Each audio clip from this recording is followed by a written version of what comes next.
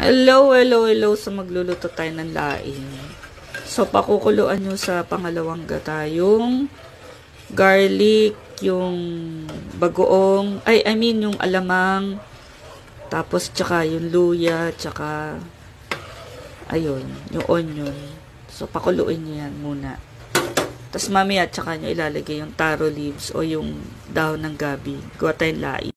So, lagay nyo yung dahon ng mga 20 to 30 minutes to. Dahon ng laing.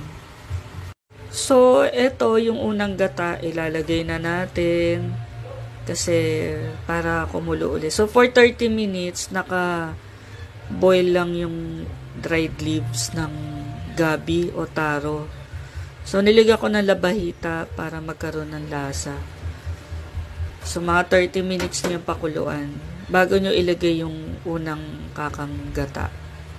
So, yung pangalawang gata muna ang pakuluin nyo para kasama na yung mga yung mga sinabi kong ingredients. So, pakukuluin nyo ulit. Huwag nyo nga haluin yung mga first 30 minutes kasi magiging makati.